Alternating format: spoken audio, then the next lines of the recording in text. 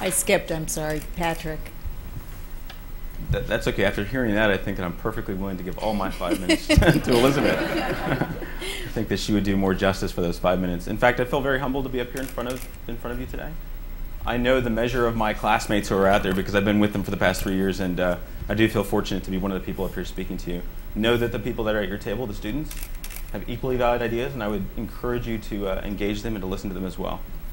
You know, when Donna asked me to come up here and speak about the 3 messages I'd like to send to the President, the first 3 things that popped into my mind were, 1, the impact of how we resolve the military conflict in Iraq and what that impact will have on my generation going forward.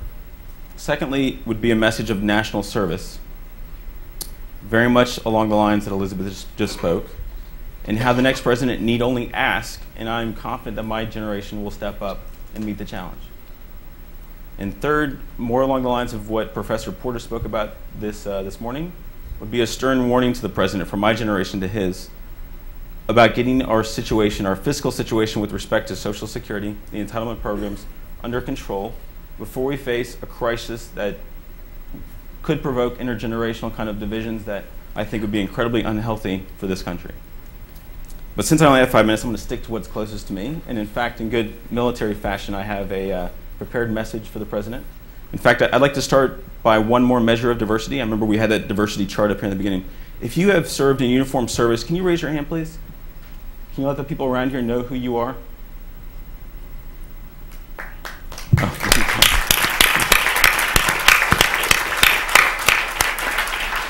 What is closest to me and how I still define myself, because I am still in school, is based upon my foremost experience, which was as an infantry leader in the United States Army, is a military one. And so I'm going to ask the people in the room to indulge me as a young captain addresses his commander-in-chief about his obligations to his soldiers in the field.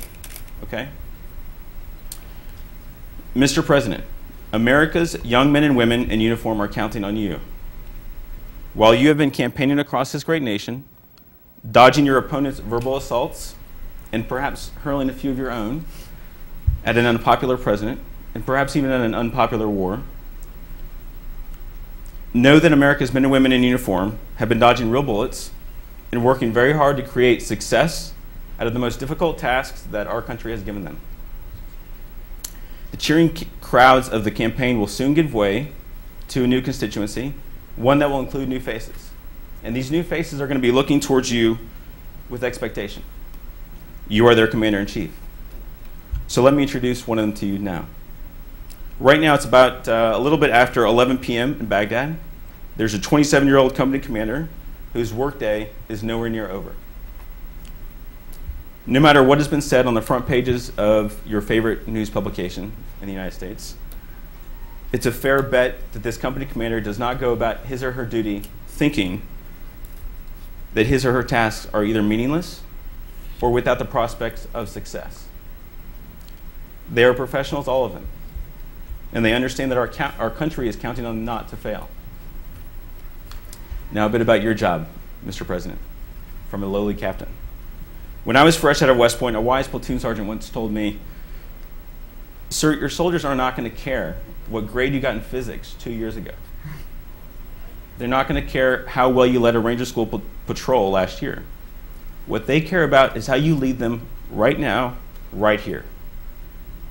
What they care about is that you believe in the missions that you give them and that you're doing everything you can to ensure that they have the tools that they need to succeed in those missions." It's with that wisdom in mind that it's probably also fair to say that as our young soldiers go about their missions in Iraq and Afghanistan, they probably don't think much, or they probably don't spend much time thinking about how one presidential candidate would have run the war better in 2004 or 2005. Nor, if I might add right now, does that company commander probably care how you voted in 2003 or not. The past is the past for them. They have enough problems today to solve. These are to be your soldiers, your Marines, your sailors, and your airmen. They will probably be a far tougher crowd than the ones you faced in the campaign. I know my soldiers were a bit tougher of a crowd to face sometimes. And yet, you will lead these troops. And hindsight's wisdom will not do them a lot of good.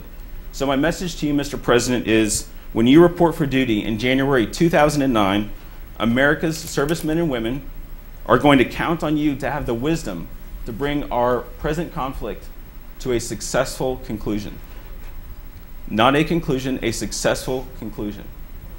Now, it's up to you to define success, but those servicemen and women, as well as our allies and our foes, and the American people will recognize success when they see it.